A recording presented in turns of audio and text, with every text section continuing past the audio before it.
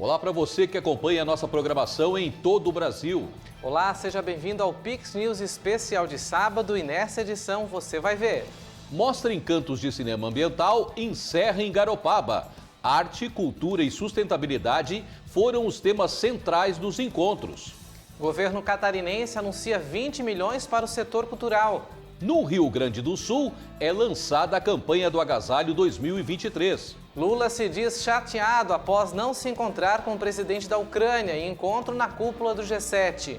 Em protesto, luzes do Cristo Redentor são apagadas em apoio ao jogador brasileiro Vini Júnior, vítima de racismo no futebol. Arara em extinção causa polêmica em implantação de parque eólico. Pela primeira vez no mundo, energia solar deve superar gastos com petróleo. Índice é um marco importante na preservação do planeta. Amazon Face, tecnologia a favor da preservação. Projeto busca prever mudanças climáticas na maior biodiversidade do planeta. Tem a previsão do tempo para a sua região.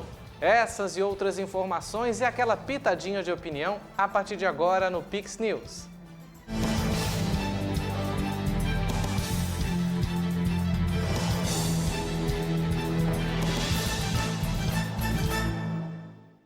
Olá, obrigado pela companhia.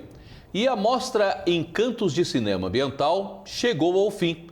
O festival difundiu arte e cultura aliadas à educação para a sustentabilidade.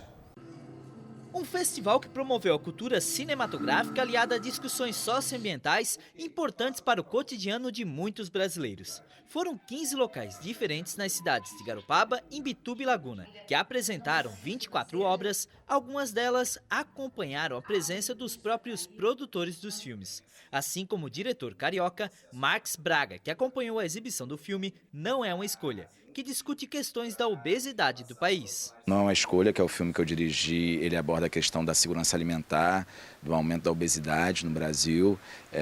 Acho que foi um tema importante, né, aqui na discussão dentro do festival, assim como muitos outros temas que tiveram abordados em muitos outros filmes. E para mim foi um prazer enorme ter essa oportunidade de trazer esse filme aqui para Garopaba, para Santa Catarina, que, enfim, é um estado que tem, né, uma atividade audiovisual intensa. E para mim, enfim, está sendo um prazer realmente, sendo muito legal estar com o filme aqui na mostra. O evento contou ainda com outras interações, como dança, palestras e debates. A gente tem recebido pessoas realmente engajadas, o público tem participado bastante, né? Porque um dos grandes objetivos do nosso projeto também não é só exibição de filmes ou apresentações, né? É realmente incitar, né, essa coletividade mais uma vez para a gente discutir temas pertinentes, trazer reflexões, sensações, soluções, né? Então não ficar só apontando problemáticas, mas também como a gente pode contornar tudo isso. Então a gente vê que realmente o povo está muito envolvido, né? As pessoas acordando para as questões. A mostra teve a apresentação de filmes nacionais, internacionais e regionais, que inclusive discutem problemas vividos nas regiões nas quais foram exibidos. Vem sempre alguma referência, mas a gente procura escolher de uma forma bem criteriosa, né? Porque a gente tem uma responsabilidade grande de trazer público e de fazer esse público se envolver, né? E não só se envolver, fazer com que esse público, de uma certa forma, possa produzir também, né? Possa realizar mais filme, trazer mais filme e a gente aumentar esse ciclo, aumentar essa roda e começar a curtir filme de amigos, curtir filmes de municípios vizinhos, e isso é importante, né? Essa ciranda. É por meio da arte que temas muitas vezes complexos são trazidos à tona de maneira simples para o público. E a arte, ela consegue abrir um campo que eu diria que é um campo do sensível, assim. Então, mais do que nos colocar em sintonia com uma dimensão mais cognitiva e informativa das questões que são importantes a gente discutir, de conversar, ela abre um campo de sensibilidade, um campo de colocar a gente em um encontro com aquilo que a gente desconhece, aquilo que a gente estranha. Então a arte faz isso com a gente, assim, faz uma provocação, um estranhamento que nos coloca num estado de sensibilidade que faz com que a gente se encontre com essas temáticas e pense sobre elas de uma forma que a gente não faria se não fosse pela arte. E a aprovação do público veio por meio do reconhecimento da importância de eventos como esse para o desenvolvimento cultural da região. Eu achei muito legal porque é muito importante para a comunidade de Garopaba que a gente tenha esses espaços, que a gente possa estar discutindo assuntos importantes. A gente falou bastante sobre a questão de segurança alimentar, então muito importante estar aqui nesse espaço discutindo isso, para que as pessoas tenham acesso à cultura e educação e tudo isso. Então, que mais pessoas possam estar aqui com a gente, né? Porque é para a comunidade de Garopaba. Então, é isso, muito legal mesmo. E falando em cultura, o governo de Santa Catarina, a Celesc e a Fundação Catarinense de Cultura anunciaram nesta semana em Florianópolis mais de 20 milhões de reais em incentivos culturais. O investimento integra o programa de incentivo à cultura. O evento, que ocorreu na sede da Companhia de Energia, teve a presença do governador Jorginho Melo. Na ocasião, o chefe do Poder Executivo catarinense destacou a importância da parceria com a Celesc para a captação dos recursos. O estado de Santa Catarina é um estado rico em cultura. Em todos os lugares que você vai, eu tenho o privilégio de conhecer os 295 municípios. Aonde você vai, tem cultura e cultura que dá para mostrar para o estado, para o Brasil e para o mundo. Então, eu quero dizer que estou muito satisfeito com o Tarcísio e a diretoria por eles terem também essa preocupação de o lucro, a eficiência da empresa, os investimentos, mas também esse olhar para a responsabilidade social que toda empresa do porte da Celesc tem que ter. O setor cultural em Santa Catarina se destaca no país, ocupando o 3º lugar no ranking nacional de economia da cultura e indústria criativa. O rendimento do setor no estado fica atrás apenas de São Paulo e Minas Gerais. Os catarinenses também estão em 3º lugar no número de empresas no segmento, somando mais de 14 mil, que juntas geram 490 mil empregos. Só da parte da Celesc são 20 milhões de reais. É bastante dinheiro. Você viu que 2, 3 anos atrás isso quase quadruplicou, né? E são 20 milhões por parte da Celesc, que a gente quer aprender com este ano e investir mais novamente no próximo ano. A chamada pública dos projetos que receberão um incentivo inicia no próximo mês. Poderão participar da seleção pessoas físicas ou jurídicas que tenham propostas no programa de incentivo à cultura aprovadas pela Federação Catarinense. No banco de dados da FCC existem 163 proponentes aguardando patrocínio. Isso, o PIC, o Programa de Incentivo à Cultura, ele depende de uma relação entre um patrocinador e proponente. O proponente é o fazedor de cultura, o artista é aquele que cria algo para realizar culturalmente. Ele precisa realmente que alguma empresa ou se sensibilize ou queira patrocinar. O patrocínio não é um aporte direto de recursos da empresa para a ideia, para o projeto. Na verdade, esse projeto tem que ser maduro, ele é analisado pela Fundação Catarinense de Cultura, essa é a nossa responsabilidade, né, intermediar essa relação. Esse projeto, uma vez aprovado, ele está apto a receber um aporte, só que precisa de um patrocinador mesmo. Então, muitas vezes, alguns projetos que eram aprovados, ou seja, considerados aptos, ficavam sem viabilização, sem condição de vir à realização, porque não tinham patrocínio. Com os 20 milhões, com esse aporte da Celesc, eu quero que entendam que esse aporte também não é direto, é um abatimento de impostos. A Celesc, como todas as empresas, pagam o ICMS, e o ICMS por uma destinação, esse é o papel do governo, né? Por uma destinação do governo, a cultura faz com que projetos culturais possam ser viabilizados. Então, o governo consegue realizar projetos culturais por meio desse programa de incentivo à cultura. De acordo com o último relatório divulgado, o setor cultural movimentou 230 bilhões de reais no ano de 2020, representando 3,11% do PIB do país. Segundo o IBGE, a economia da cultura e das indústrias criativas em Santa Catarina representa 8,5% do total do PIB da cultura do Brasil. Está previsto para que ainda em 2023 o setor cultural receba 60 milhões de reais provenientes da Lei Paulo Gustavo. Nesta semana, no Palácio Piratini, o governo do Rio Grande do Sul iniciou a campanha do agasalho de 2023. O estado gaúcho, no extremo sul do Brasil, é um dos mais frios durante o inverno. A ação anual de arrecadação de vestuários para doação no inverno neste ano é liderada pela Coordenadoria Estadual de Proteção e Defesa Civil e pela Secretaria de Assistência Social. Também serão aceitos alimentos não perecíveis. No momento da doação, as peças devem estar limpas e em bom estado de conservação, lembrando que a doação é um ato de solidariedade e não uma oportunidade para descarte. Campanha do agasalho, exercício de empatia, se colocar no lugar do outro e neste ato de doação, doar do jeito que gostaria de receber. Isso é fundamental, que as pessoas tenham essa compreensão. Não é apenas sobre a questão dos valores envolvidos aqui, eu insisto nisso. Fosse assim, a gente fazia uma campanha de doação de dinheiro ou botava recurso no orçamento simplesmente, só que não teria o efeito que tem uma campanha do agasalho, que é justamente a gente conseguir mobilizar o sentimento de toda uma sociedade para nos abraçarmos, nos aquecermos, para que todos façam um pouco a sua parte. Só que, infelizmente, tem alguns que confundem isso, como foi dito, com descarte. E aí colocam roupas sem serventia, sujas, que acabam sendo um problema, inclusive, para que a gente possa fazer chegar às mãos de quem precisa, com agilidade, a roupa que precisa estar lá com quem mais precisa. Porque a separação, a higienização dessas roupas acaba tomando um tempo que atrasa ela de chegar em quem mais precisa. A partir de hoje, os pontos de coleta estarão disponíveis para receber as doações que serão distribuídas pela Defesa Civil para pessoas em situação de vulnerabilidade em todo o estado.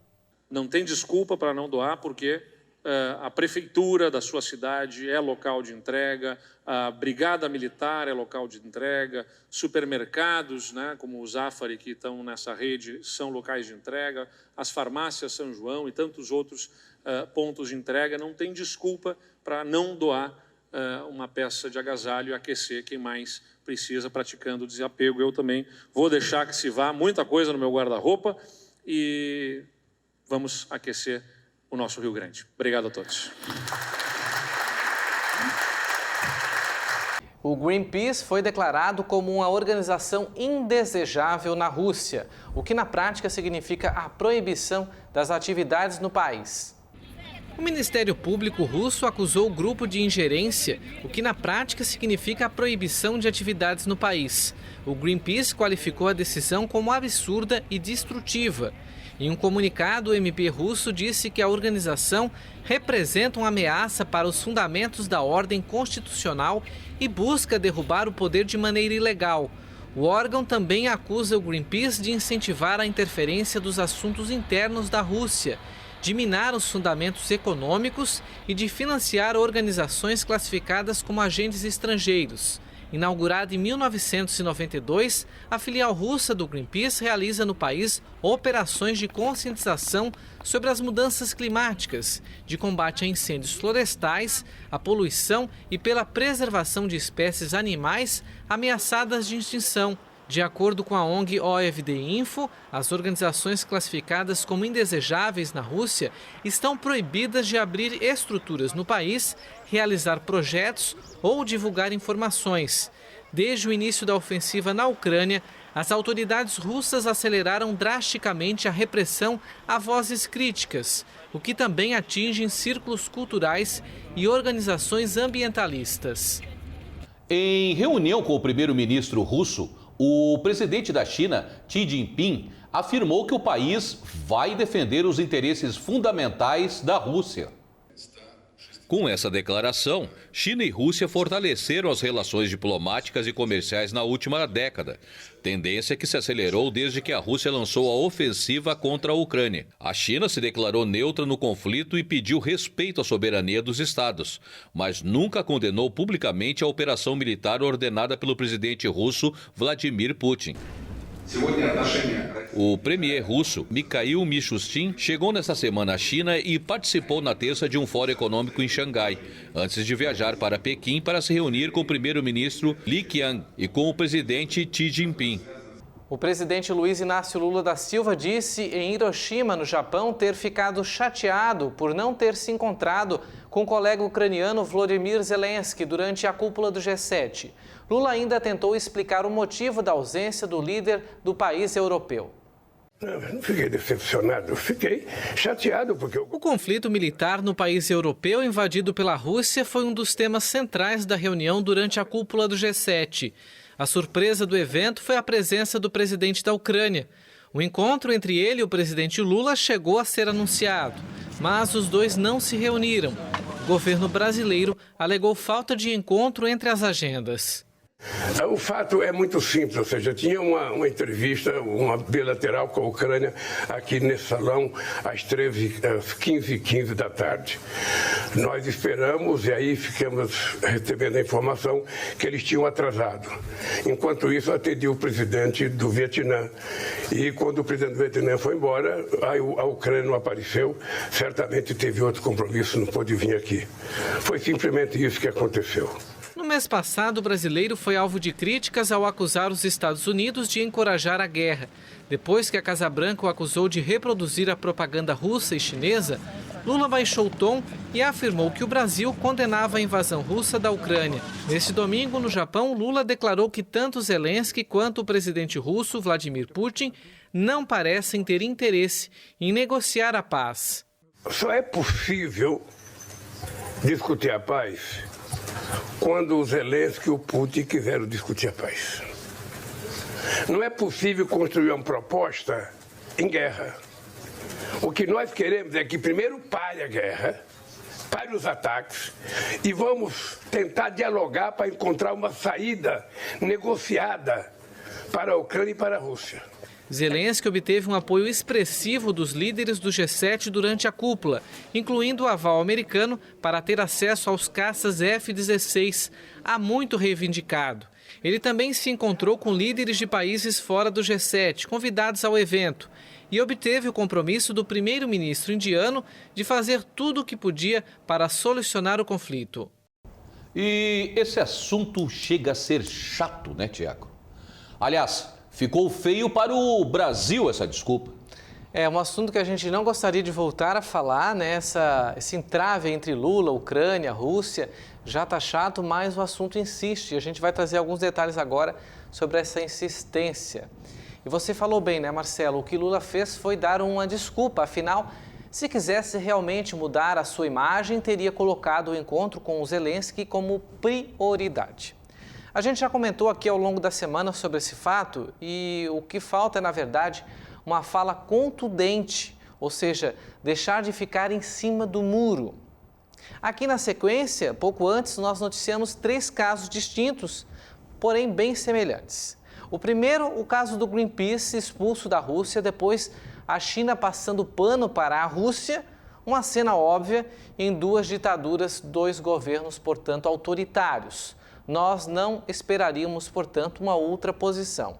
E por fim, essa última que estamos debatendo aqui agora, o Brasil, um país que tem fortes relações comerciais com a Rússia, que está pela ideologia do presidente Lula e pela força dos negócios, colocando como prioridade ante a tragédia que ocorre na Ucrânia.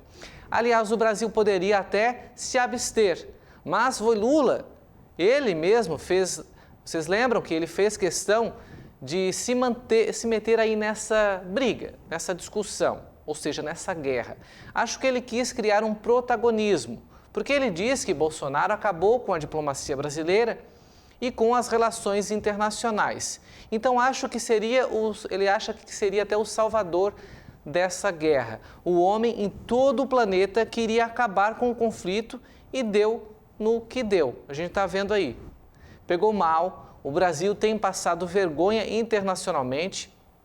Ele fingiu até desconhecer a própria língua portuguesa, desconversou ao ser indagado por uma jornalista em Portugal. E está aí querendo ser o pacificador sem apontar os erros da Rússia, que insiste em invadir o território ucraniano. Portanto, uma baita oportunidade que o Lula tinha de passar um pano, acabar com esse assunto e volta a protagonizar, né? Há informações dos próprios jornalistas brasileiros, da Globo News, da Jovem Pan News, da CNN Brasil, que estavam lá cobrindo, de que viram claramente quando o Zelensky entrou na sala onde estavam os grandes líderes que logo em seguida iriam debater, iriam iniciar o encontro. Lula fingiu que não viu que ele tinha entrado, né? Voltou a se concentrar, segundo dados, no discurso dele, mas o governo brasileiro, Itamaraty, já sabia muito antes, né, ao longo aí dos 2 dias antes do encontro, que Zelensky iria participar, porque não estava realmente previsto. Então poderiam, de repente, se abster de algum encontro, poderiam, de repente, abrir um espaço maior e colocar isso como prioridade. Afinal, se o Brasil realmente quer mostrar que quer pacificar, ele tem que ouvir os dois lados. Não dá só para a gente dar crédito para a Rússia ou para a Ucrânia, né? É ouvir os dois lados, e principalmente a Ucrânia, que é o país envolvido, é, digamos, a vítima da história. Claro que a gente falou aqui das relações comerciais, que são fortíssimas. A Rússia é um país muito forte e se absorve muito da economia brasileira com os investimentos russos, ou seja, a compra, a importação, as relações bilaterais entre os dois países. Bolsonaro, inclusive, no auge da guerra, chegou a se encontrar com o Putin, né, na Rússia. Então, essas situações que poderiam ser situações pacíficas, a gente poderia ter um sinal de que realmente o Lula se encontrou com o Vladimir, houve um consenso entre as partes, né, mostrando interessado, pelo menos em ouvir. Como a gente falou aqui ao longo da semana, nós não estamos cobrando apoio, né? É muito complicado um país declarar apoio, né, nessa situação, mas pelo menos ouvir as duas partes, não ficar em cima do muro e dizer que realmente nenhum país, né, com a soberania que tem, principalmente nós que vivemos numa democracia, quer ter o seu território invadido. Você já pensou se um país vizinho aqui às nossas fronteiras começasse a invadir o nosso território? Nós não queríamos o apoio de todo mundo reivindicando, né, o nosso direito de ter esse território? Óbvio que a gente queria. É isso que a Ucrânia está pedindo, né? Tudo bem, houve também outras trapalhadas, né? Houve também a intervenção na proibição da venda de uma forte aliado. A gente noticiou aqui no Pix News de uma intervenção mais forte na ofensiva aérea da Rússia, que tinha fortes equipamentos, e o Brasil tinha um equipamento antimíssil muito potente, que foi até adquirido da Alemanha para que seja utilizado durante a Copa do Mundo. Felizmente, a gente não precisou utilizar. O governo brasileiro não cedeu, não autorizou essa venda, né, para a Alemanha, esse retorno para a Alemanha, que iria para a Rússia. O governo brasileiro já saberia que iria para a Rússia. Então, esses sinais são meio preocupantes. A gente esperaria que essa situação, esse encontro na cúpula do G7 seria para a gente acabar com esse assunto, mas voltou a figurar no noticiário nacional. A gente não pode ignorar isso. Tiago, me corrija se eu estiver errado, mas eu creio que diplomacia é justamente isso, uma vez que o Brasil mantém o contato com esses dois países, né? Ou seja, uma diplomacia com esses dois países, né? Um meio termo, creio que seria adequado, né? Ou uma neutralidade, vamos dizer assim, né? Exato, não dá para fazer igual a China fez, que disse que se mostraria preocupada com a invasão da Ucrânia, mas agora defende a democracia, a soberania da Rússia, né? Mas o que penalidade a Rússia está sofrendo? Nenhuma. Então é mais uma mostra de que a ideologia está se sobrepondo a qualquer outra coisa, inclusive sobre a catástrofe que está ocorrendo lá, né? Muitas pessoas já morreram, perderam a vida. Hoje a gente teve notícia de ataque a uma clínica, né? Então a ofensiva russa agora, né, que eles estão na primavera, a gente teve um período que cessou um pouco a guerra por causa das nevascas lá da região, por causa do inverno, e agora essa contraofensiva volta a ocorrer, embora a Ucrânia, né, tenha se mostrado muito forte no combate aos ataques que tem recebido. E preocupante também, hoje inclusive é notícia, essa movimentação de armas nucleares dentro do país, né? Ali perto da fronteira com a Ucrânia, né? Isso realmente preocupa em termos de mundo, né? Exatamente. A questão da arma nuclear é o que todo mundo tem realmente bastante preocupação, se falando aí, porque é uma arma que afeta a todos, né? Não é uma arma local como uma bomba, um míssil, né? Atinge uma região menor. E as armas nucleares é um risco muito grande, porque esses países que não têm democracia, é muito claro que eles investem fortemente, né, em armas nucleares, porque não há um controle. A gente até vê realmente os dados da pandemia em que não se sabe o número exato de mortes, justamente porque esses países onde se impera uma prática ditatorial, né, onde não há transparência, eles ocultam as informações. E vocês acham que eles não ocultam informações de armas nucleares? Com certeza.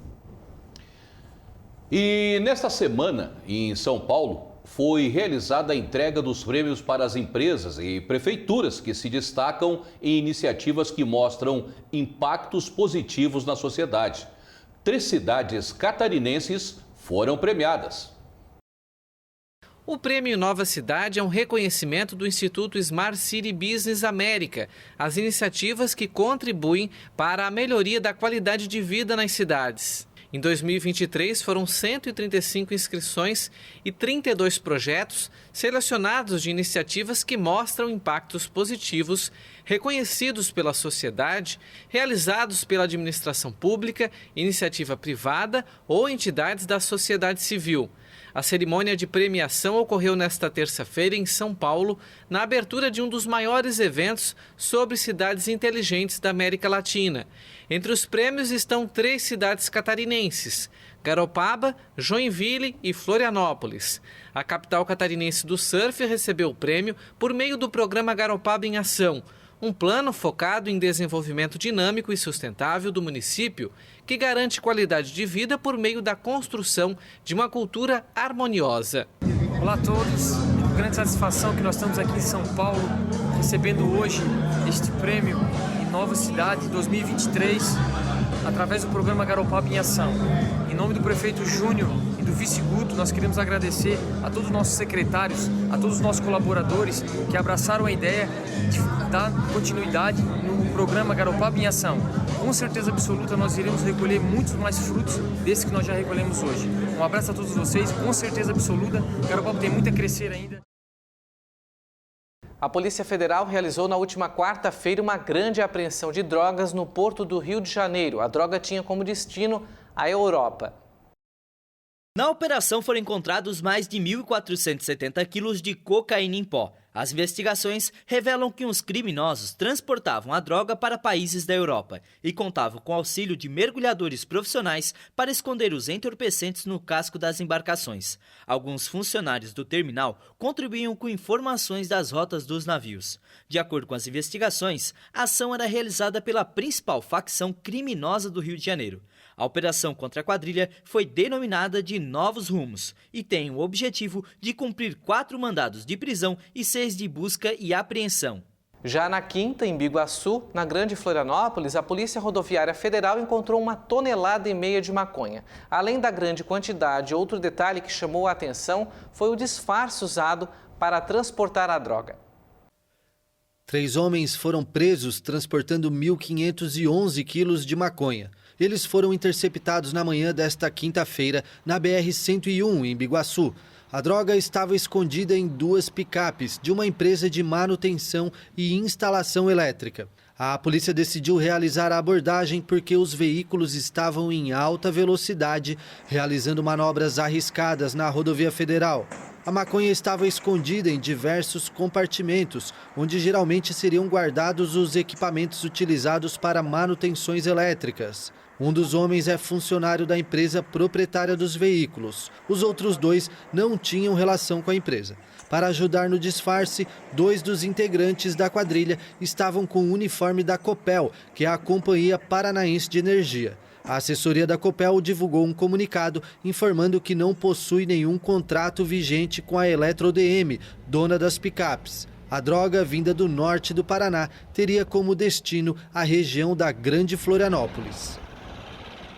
A Companhia Integrada de Desenvolvimento Agrícola de Santa Catarina, a Cidasc, apresentou aos parlamentares catarinenses a qualidade dos produtos feitos no estado. A Cidasc realiza no mês de maio a promoção à saúde dos animais de produção, com ações em diversas partes do estado que buscam sensibilizar a sociedade catarinense sobre a responsabilidade compartilhada, além de reafirmar para a sociedade a importância do agronegócio para a economia de Santa Catarina. O resultado chega também aos consumidores. Então, a segurança do alimento de origem animal depende basicamente de 2 fatores.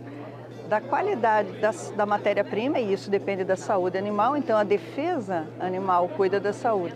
E depende também da qualidade do processamento daquela matéria-prima, da carne, do leite, do ovo, do mel, do pescado. E isso requer, então, uma estrutura física, uma construção adequada, equipamentos próprios, um material higiênico sanitário, treinamento de pessoas para que a legislação seja atendida e, com isso, tanto a matéria-prima quanto os aditivos e envoltórios utilizados no processo só confiram mais e mais saúde e prazer ao consumidor. A Comissão de Agricultura e Política Rural da Alesc teve a participação de alguns membros da SIDASC nesta quarta-feira, para falar da importância do mês de maio como o mês da sanidade animal e vegetal.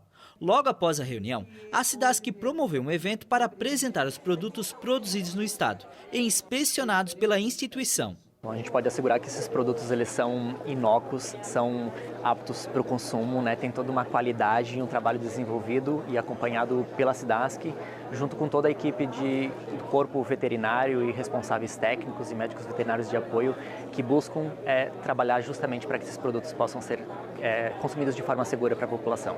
Santa Catarina possui 479 estabelecimentos ativos no serviço de inspeção estadual, 111 com adesão ao Serviço Brasileiro de Inspeção, o que garante a comercialização em todo o país, e 84 produtos com selo Arte. Essa identificação permite o produtor expandir os negócios, autorizando a venda em todo o território nacional. Para isso, as matérias-primas de origem animal devem ser produzidas na propriedade onde a unidade de processamento estiver localizada ou ter origem determinada, e os procedimentos de fabricação precisam ser predominantemente manuais. Uma das ações do Departamento de Inspeção é buscar identificar empresas e produtos que tenham potencial para receber esse selo Arte.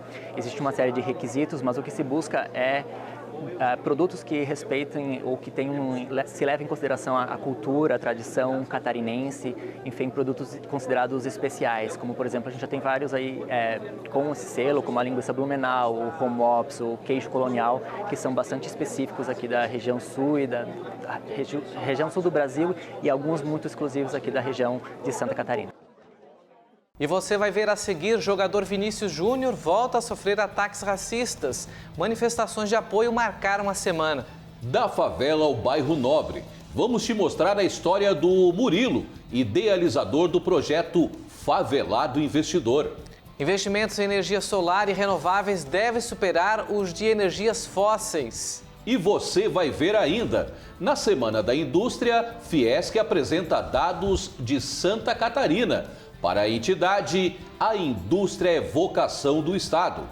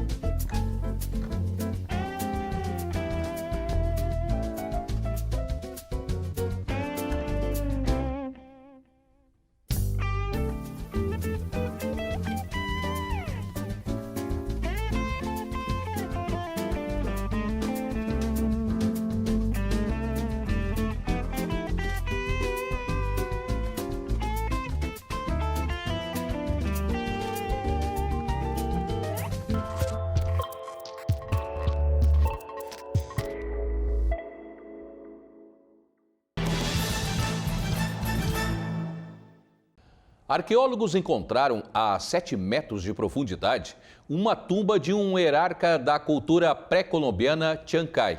Junto do morto estavam ossadas de 4 lhamas.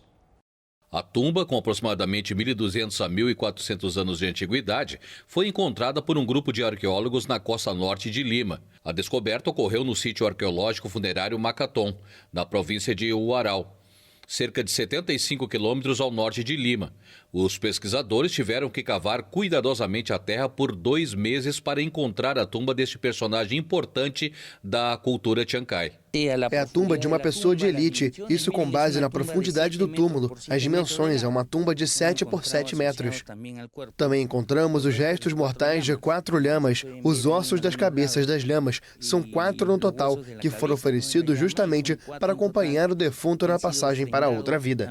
Na tumba foram encontradas ossadas de outras 5 pessoas, entre crianças e adultos, além de grandes vasilhames de cerâmica com figuras de animais.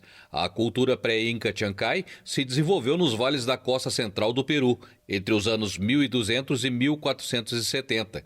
Em Lima, há mais de 500 sítios arqueológicos, entre os quais se destacam dezenas de huacas, centros cerimoniais construídos pelos antigos habitantes. Uma cápsula da empresa SpaceX acoplou na Estação Espacial Internacional com 4 passageiros a bordo, incluindo 2 astronautas da Arábia Saudita, que viajavam em uma missão privada organizada pela empresa americana. A uma altitude de 400 quilômetros, a Estação Espacial Internacional está nos observando. Orbitando a Terra, ela faz uma volta completa a cada 90 minutos a uma velocidade de 28 mil quilômetros por hora. Foi construída ao longo de 13 anos, desde 98, com mais de 70 voos russos e americanos que transportaram cerca de 100 componentes a um custo de 100 bilhões de dólares. Com 108 metros de comprimento, é movida a energia solar e tem espaço habitável equivalente a um Boeing 747. Equipada com vários laboratórios, é uma plataforma única para experimentos, observação, pesquisas sobre mudanças climáticas e o universo. É uma parceria de 15 países e tem 6 tripulantes permanentes que ficam a bordo por até 6 meses. Astronautas chegam na nave russa Soyuz, partindo de uma base no Cazaquistão. 2 são mantidas para emergências. É uma ferramenta importante para compreender o nosso sistema solar e será usada pelo menos até 2024.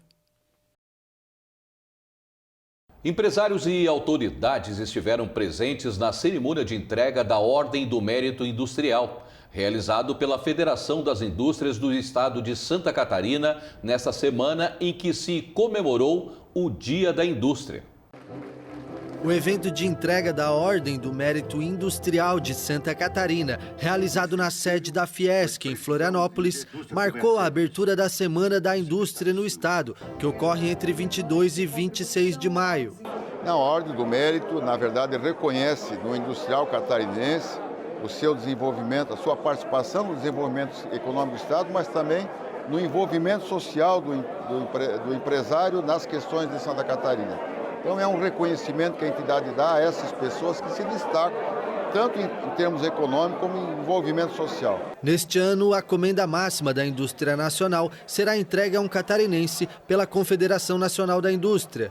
O empresário Carlos Rodolfo Schneider, natural de Joinville, receberá o reconhecimento pelo trabalho desenvolvido por meio do Instituto Ítio, incentivando projetos sociais em áreas como cultura, esporte, educação, saúde e proteção animal. Entre as homenagens entregues pela Fiesc, a empresária Maite Lang, de Pomerode, se destacou por fundar uma das marcas de chocolates mais premiadas no mundo. Em 2021, ela transformou a fabricação do produto em atração turística, recebendo mais de 150 mil visitantes por ano em sua sede. A Nugali nasceu de um desejo muito meu e do meu marido, que também abraçou esse sonho. Eu sou apaixonada pela indústria, sempre foi, e claro, sou apaixonada pelo chocolate, pela essa alquimia do chocolate. Então a gente encontrou oportunidade, viu uma oportunidade de juntar um sonho com um produto que eu amo e atender pessoas, porque acho que a nossa grande realização como indústria é oferecer um produto para as pessoas, né? Os nossos clientes são os que mais, o que mais a gente valoriza. Em seu discurso durante o evento, o presidente da Fiesc trouxe dados do mapa do trabalho do Observatório Nacional da Indústria. A meta é qualificar 800 mil pessoas em ocupações industriais até 2025. Não tenha dúvida, Santa Catarina se destaca pelo trabalho primoroso que faz os empresários de Santa Catarina. Então, quando a gente fala dos órgãos que representam a indústria, como Fiesc, enfim, a gente se enche de orgulho porque são gente que produzem, que correm risco, colocam o seu capital e fazem disso o crescimento de Santa Catarina. A homenagem promovida pela Fiesc desde o ano 2000 serve para reconhecer personalidades e instituições que atuam na promoção do desenvolvimento da indústria catarinense. O estado, eu sempre digo, o Santa Catarina é o último estado que entra numa crise e o primeiro que sai. Pela qualidade de quem trabalha, de quem produz e de quem mora aqui. A construção do parque eólico da empresa Voltalia foi suspenso após protestos pela ameaça à espécie de arara endêmica do sertão baiano. O Parque Eólico de Canudos deveria abrir as portas à energia limpa na região do sertão baiano, mas preocupações com o impacto ambiental confrontam o projeto com moradores e protetores da arara azul de Lear, uma espécie em risco de extinção. Com ventos fortes e velocidade estável, a região concentra mais de 90% da produção nacional de energia eólica e o governo pretende tornar o maior celeiro de renováveis do mundo. A companhia francesa Voltalia obteve permissões e começou a construir em 2021 um complexo eólico com 28 turbinas, com capacidade para produzir quase 100 megawatts no município de Canudos, no norte da Bahia.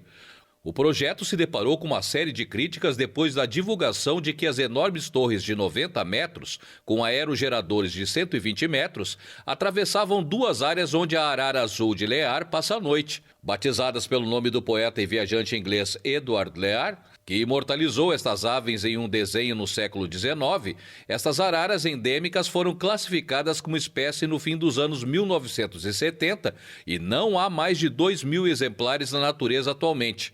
Especialistas afirmam que o impacto do complexo pode ser irreversível para a arara azul de Lear, que habita e se reproduz somente nesta região. A Justiça Federal paralisou em meados de abril a construção de turbinas, já em fase final, e derrubou as permissões dadas pelo Estado da Bahia à Voltalia. O famoso monumento do Cristo Redentor, no Rio de Janeiro, teve a iluminação apagada em solidariedade ao jogador Vinícius Júnior, do Real Madrid, que voltou a sofrer ataques racistas.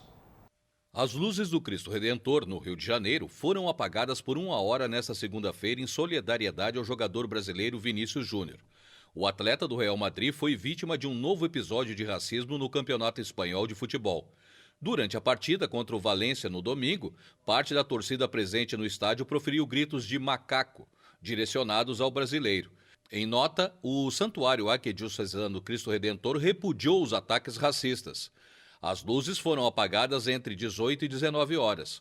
O monumento ao Cristo Redentor está com a iluminação desligada como símbolo da luta coletiva contra o racismo e em solidariedade ao jogador e a todos os que sofrem preconceito no mundo inteiro, informa o texto. Ainda de acordo com a nota, a ação foi planejada junto com a CBF e o Observatório da Discriminação Racial no Futebol. Vinícius Júnior tem sido alvo recorrente de insultos racistas em partidas do Campeonato Espanhol. O Real Madrid denunciou nesta segunda-feira à Procuradoria-Geral dos Estados os insultos racistas sofridos pelo atacante brasileiro Vinícius Júnior na partida contra o Valência.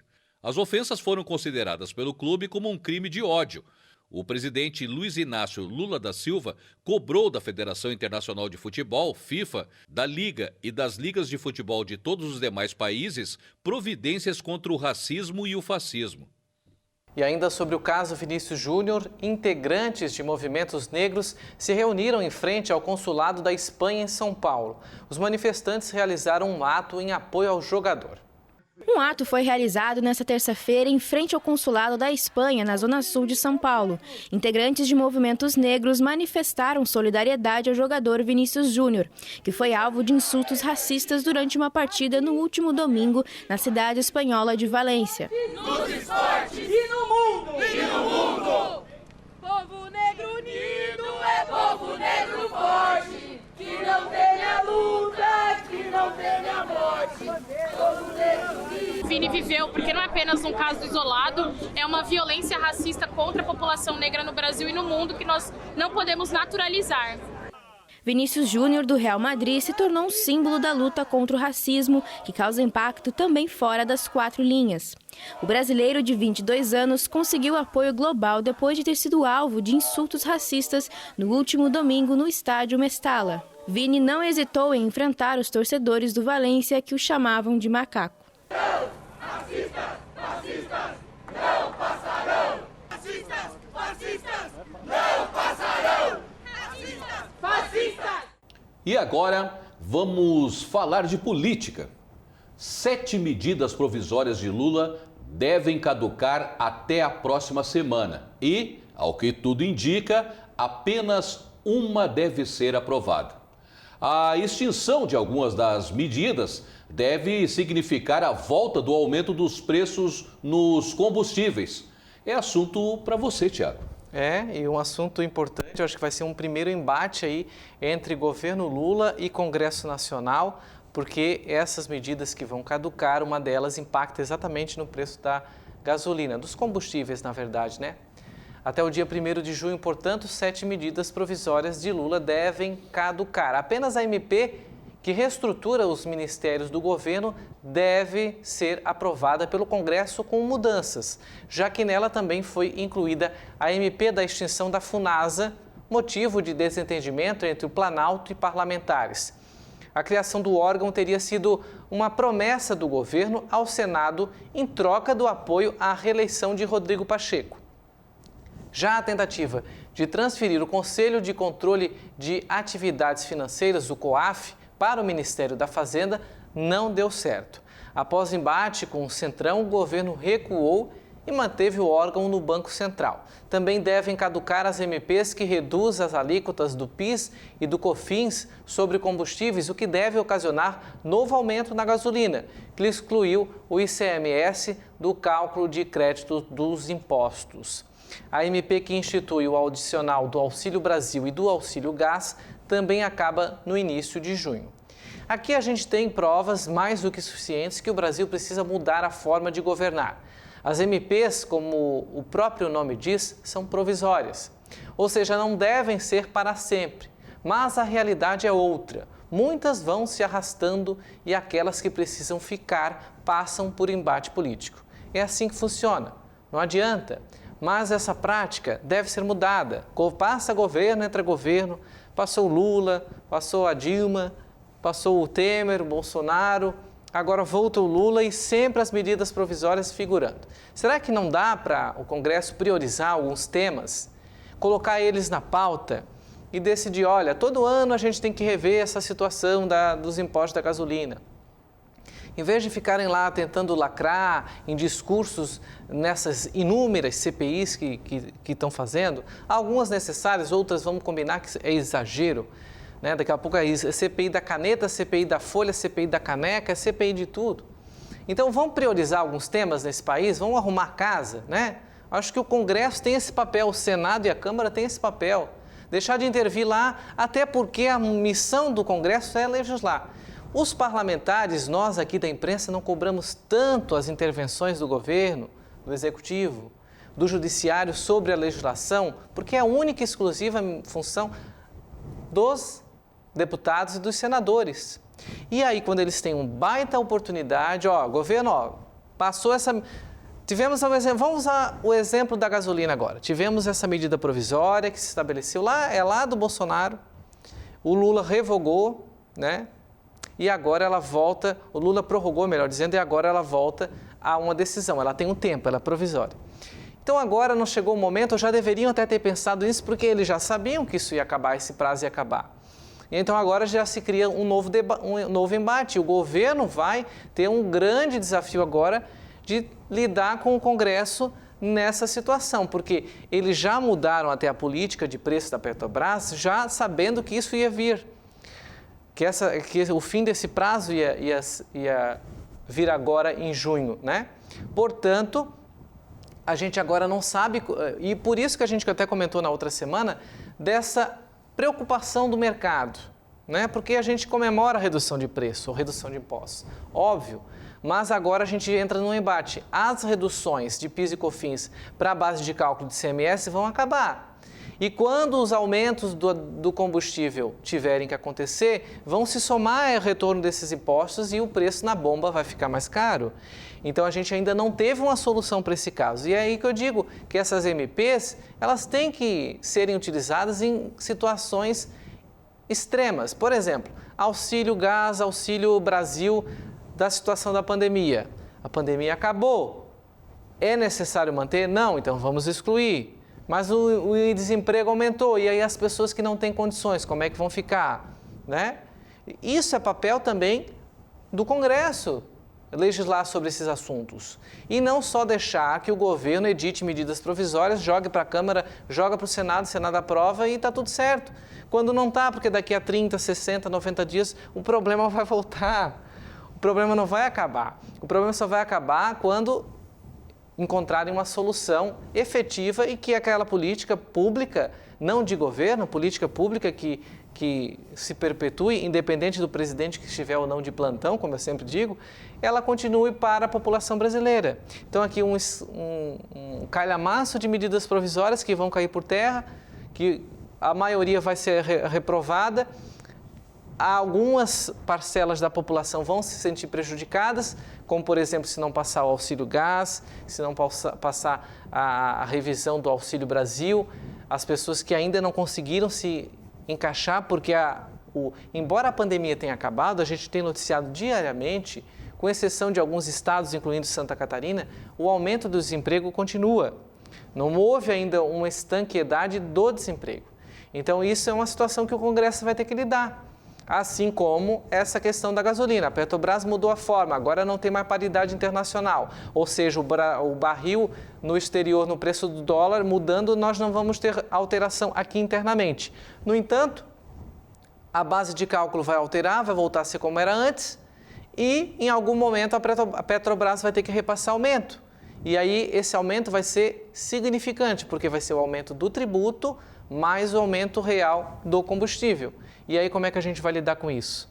É um pepino grande, é um abacaxi a se descascar no Congresso Nacional a partir da próxima semana e que a gente vai ter isso figurando muito no cenário político desse embate entre governo, executivo e legislativo, que, a meu ver, é sim o papel do legislativo. O legislativo é que tem que puxar para si, claro, que sentar, conversar com o governo, ver as questões fiscais, para que, né, por exemplo, redução de impostos, a gente sabe que tem que ter a Fazenda junto na conversa, né? Mas outros assuntos dessas MPs, como a gente citou, como, por exemplo, essa situação da FUNASA, essa situação de outros cargos que o governo tentou remanejar, inclusive a gente viu bem, voltou aquela velha tática, né? Eu te dou um cargo aqui para te deixar passar aqui, eu te dou aquele cargo lá para te deixar passar lá, isso voltou. Poucas pessoas, né, acharam que teríamos novidade na eleição do Senado, né? O Marcel Van Hatten, do Rio Grande do Sul, por exemplo, né, falou muito isso. Óbvio que a gente não tinha porque o governo estava se amarrando, conversando, só que agora pode ser contaminado com o próprio remédio, né? Então, houve uma negociação ali para o Rodrigo continuar no comando, mas agora o governo vai precisar de novo e será que o que vai ser agora colocado em imposto? Mais cargos? Mais recursos? Mais emendas? É complicado. E enquanto tiver essas medidas provisórias e um poder depender do outro, é isso que vai ser. Até porque isso é uma figura da nova política, né? Da nova política brasileira que se institucionalizou essa questão da troca de emendas, da troca de recursos ou de cargos em detrimento de aprovações lá no Congresso. Então essa é uma prática antiga e a gente já conhece bem. Enquanto isso, haja fôlego nessa economia para ficar nesse fogo cruzado aí. Verdade. A Procuradoria Alemã responsável pela investigação do desaparecimento de Madeleine McCann anunciou nesta semana o início de novas buscas em Portugal. A menina britânica desapareceu em 2007 na região da Praia da Luz, no Algarve. Equipes policiais portuguesas voltaram a realizar nesta terça-feira buscas de vestígios que possam ajudar a entender o desaparecimento há 16 anos de Madeleine McCann. A retomada das buscas foi confirmada pela Procuradoria Alemã, responsável pelo caso. A menina britânica desapareceu em 2007 na região da Praia da Luz, no Algarve, onde passava férias com os pais. As operações estão em curso em Portugal e são realizadas com apoio da Polícia Judiciária Alemã. Não foram divulgados detalhes sobre a natureza das buscas neste caso, um dos maiores enigmas criminais dos últimos anos. A polícia portuguesa já havia anunciado na segunda-feira que realizaria novas buscas a pedido das autoridades alemãs. Segundo imagens da televisão portuguesa, uma área foi isolada junto a uma barragem situada a 50 quilômetros do local onde Maddie desapareceu em 3 de maio de 2007. O principal suspeito pelo desaparecimento desde 2020 é o alemão Christian, um pedófilo reincidente. A investigação ficou paralisada por anos até que as autoridades tomassem conhecimento desse homem que morava a poucos quilômetros do hotel onde a menina estava hospedada na época. O suspeito cumpre sentença de 7 anos de prisão na Alemanha pelo estupro de uma americana de 72 anos. Ele também foi acusado de outros 5 crimes e delitos sexuais cometidos entre 2000 e 2017 em Portugal. Sair da favela, morar em um bairro nobre e ganhar o primeiro R$1 milhão. Um sonho. Sim, mas que se tornou realidade para o Murilo Duarte. O jovem é o que se chama de influenciador.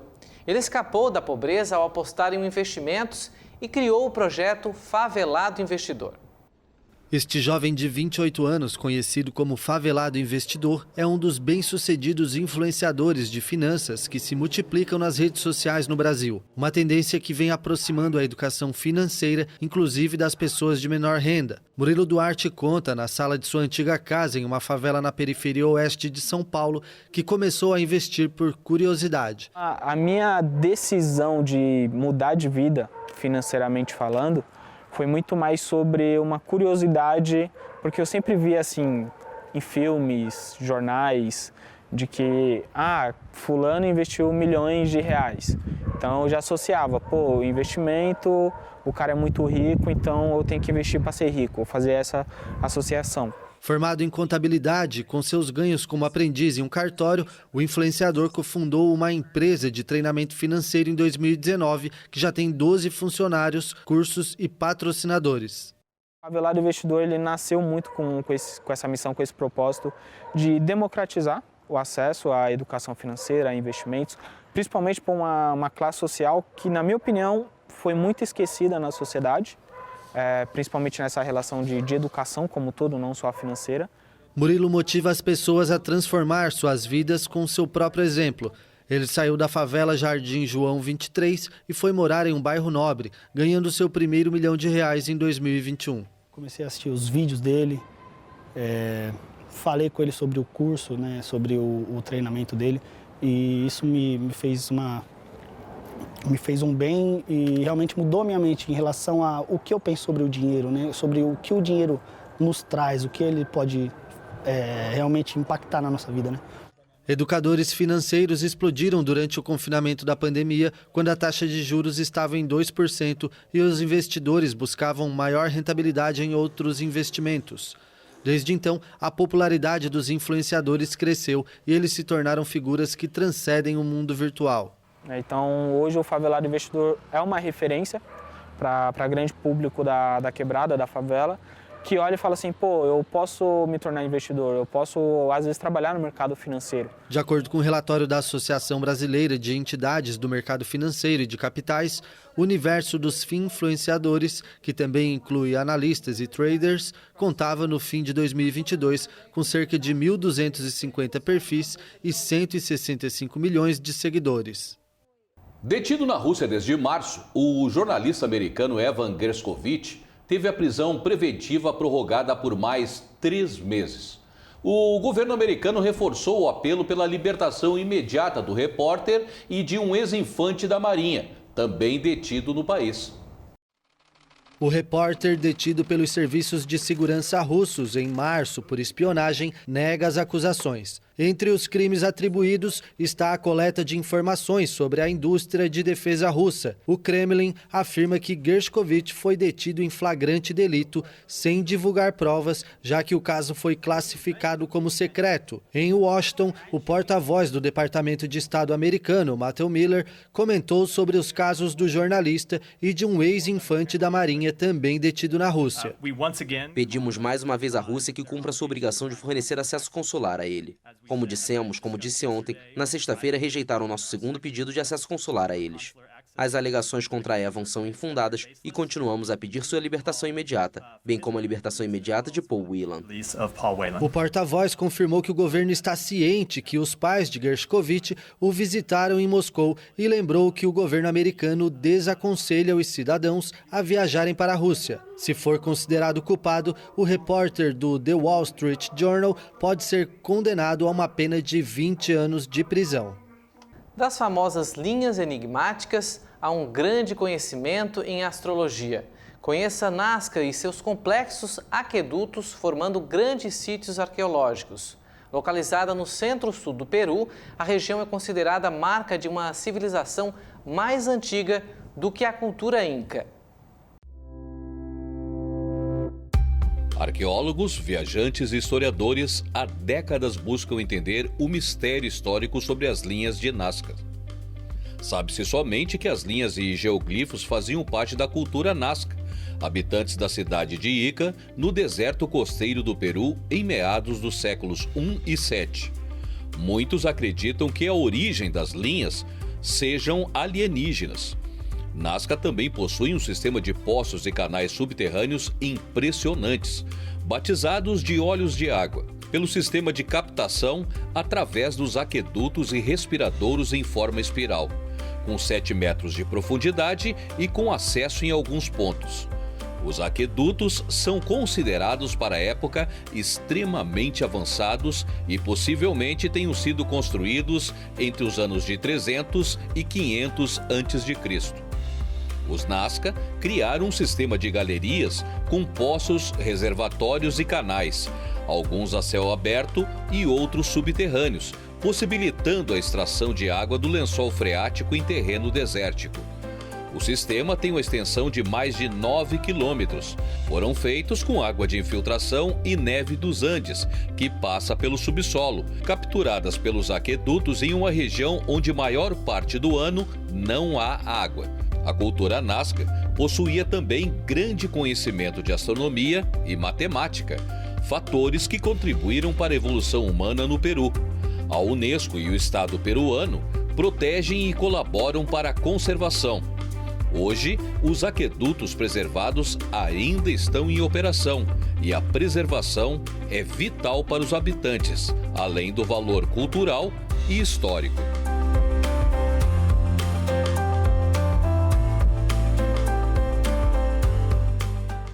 Os investimentos em energia solar e renováveis vai superar os gastos em energias fósseis em 2023.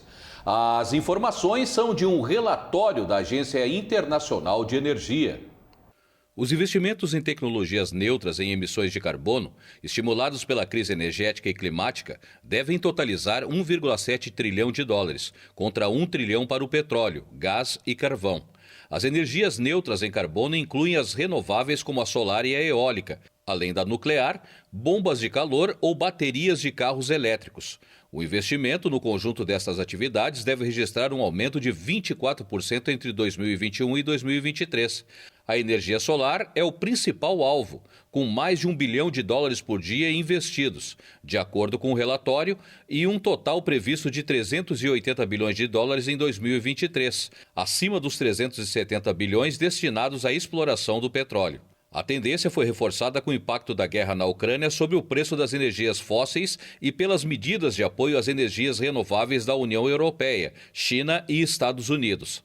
Apesar disso, a Agência Internacional de Energia alerta para desequilíbrios no processo, amplamente concentrado na China e nos países de economias avançadas. Há sinais de progresso no Brasil, na Índia e no Oriente Médio, mas em outras regiões os investimentos em energias limpas estão muito atrasados. de acordo com a entidade, que pede mobilização da comunidade internacional para remediar a situação. O Ministério Público de Santa Catarina e o Tribunal de Contas do Estado firmaram um acordo de cooperação técnica para fortalecer o controle das boas práticas em municípios catarinenses. O acordo assinado nesta semana serve para viabilizar o programa de integridade e compliance municipal. O objetivo é melhorar a aplicação dos recursos públicos, fortalecendo o controle e a gestão. A reunião realizada no Tribunal de Contas determinou que, inicialmente, o programa vai abranger 11 municípios da Foz do Itajaí-Açu. São eles Balneário Camboriú, Itapema, Penha, Balneário Pissarras, Ilhota, Luiz Alves, Porto Belo, Bombinhas, Itajaí, Camboriú e Navegantes. Primeiramente, é importante frisar que esse acordo de cooperação que está firmado entre a Controladoria Geral do Estado, o Ministério Público e o Tribunal de Contas é um marco histórico para o Estado e como também para a própria CGE. 3 instituições essenciais para a atividade do Estado se juntam com o objetivo de fomentar um programa de integridade e compliance nos municípios. Essas 3 estruturas vão envidar esforços para que os municípios possam ser dotados deste programa e nós teremos várias ações nesse sentido. A iniciativa tem como objetivo auxiliar os municípios em práticas eficientes e seguras de gestão e controle, com implantação de canais de ouvidoria e auxílio na busca de capacitação dos servidores. A cultura da integridade é um assunto relativamente novo no poder público. A Controladoria do Estado vem trabalhando nesse assunto desde a criação, há 4 anos atrás. No Estado, a gente conseguiu implementar e fazer avanços nesse sentido, e a ideia com esse termo de cooperação é a gente conseguir passar essa metodologia e esse conhecimento para os municípios, de forma que a gente encurte o caminho deles na busca dessa cultura. O Amazon Face, projeto cofundado por Brasil e Reino Unido, quer entender os efeitos das mudanças climáticas na Amazônia. A tecnologia analisa nas plantas os efeitos do gás carbônico. O que vai acontecer com a Amazônia quando os níveis de gás carbônico na atmosfera aumentarem significativamente nas próximas décadas?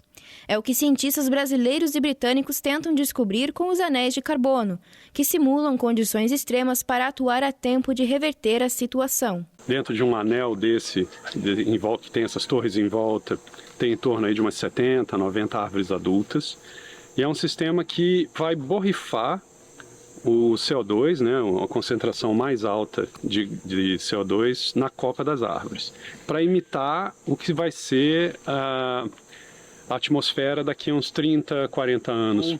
A ideia é ter um sistema a céu aberto, completamente a céu aberto, em que a gente vai mudar a atmosfera para representar o futuro.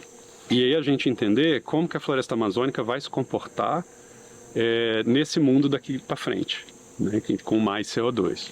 O projeto Amazon Face é cofinanciado pelos governos do Brasil e do Reino Unido. A tecnologia já foi empregada em florestas de outros países, mas nunca em uma tropical. Até 2024, a ideia é ter 6 anéis de carbono bombeando este gás em uma concentração praticamente metade superior às atuais. Por um período de 10 anos, os investigadores vão analisar os processos que ocorrem nas folhas, raízes, no solo, nos ciclos de água e com os nutrientes. Os experimentos inovadores, eles merecem colocar toda a nossa excelência à disposição disso. Por isso, a gente envolve os pesquisadores e pesquisadoras do INPA, junto com a Unicamp, junto com o Met Office, que são pesquisadores do Reino Unido, fazendo uma troca, né, de experiências que traz muita riqueza ao conhecimento. O aumento de carbono na atmosfera pode gerar uma savanização da Amazônia, com a vegetação adaptada a um clima de temperaturas mais elevadas e secas mais prolongadas. Parlamentares da Assembleia Legislativa de Santa Catarina receberam nesta semana o presidente da Fiesc em sessão ordinária para uma apresentação do potencial do setor produtivo catarinense. 25 de maio é o Dia Nacional da Indústria. Para marcar a data, na véspera da celebração, o presidente da Federação das Indústrias de Santa Catarina, a Fiesc, Mário César de Aguiar, compareceu à Assembleia Legislativa para apresentar números que mostram o potencial do setor produtivo catarinense. O presidente da instituição considera Santa Catarina um estado de oportunidades. Dados reunidos pela Fiesc mostram que, com pouco mais de 1% do território nacional, o estado tem a menor taxa de desemprego do país, que é de 3,9%, e a maior expectativa de vida, que é de 80,7 anos de idade. O PIB catarinense é superior a 455 bilhões de reais, o sexto maior do Brasil, e a participação da indústria no PIB estadual já em 2020 era de 27%. O presidente apresentou um mapa de Santa Catarina criado pelo Observatório Fiesc, que mostra o poder da indústria catarinense. O presidente destacou também a infraestrutura portuária. O estado tem 5 portas de referência, é o segundo em movimentação de contêineres no Brasil, mas reforçou a necessidade de investimento em logística para manter a competitividade. Os deputados também conheceram um pouco mais sobre as atividades do SES e do SENAI, que investem na saúde e na educação dos catarinenses e apostam na tecnologia e na inovação. Mário César Aguiar lembrou que Santa Catarina é o estado com maior diversidade da indústria, que é a vocação catarinense, e falou da importância do trabalho em conjunto com o parlamento. Eu acho que é importante os parlamentares conhecerem a realidade da indústria catarinense, o trabalho que a Fiesc faz. Acho que o trabalho em conjunto é que pode fazer o estado de Santa Catarina resolver os problemas que temos. Somos um estado que somos referência em várias questões, mas temos os nossos problemas e certamente a conjunção de forças é que fará, então, a busca de soluções para os problemas que nós temos, como infraestrutura, como saneamento e outras questões que são importantes para a atividade econômica de Santa Catarina. Após a apresentação, os deputados também se pronunciaram, destacando a importância da indústria para a economia do estado. O presidente da Assembleia Legislativa, deputado Mauro de Nadal, encerrou destacando o orgulho que a população tem da indústria catarinense. Graças a todo esse modelo empreendedor e inovador, é que nós conseguimos fazer com que esse talento nato do catarinense, do empresário catarinense, possa aflorar e possa dar resultados positivos, não só para a economia de Santa Catarina, mas também pela qualidade de vida do catarinense, pelo desenvolvimento social das crianças de Santa Catarina. Então, esse trabalho, esse comprometimento que vocês têm à frente desta federação é que nos orgulha por demais. E essa edição do Pix News fica por aqui. A gente se vê, então, na segunda-feira. Obrigado pela companhia e um ótimo final de semana.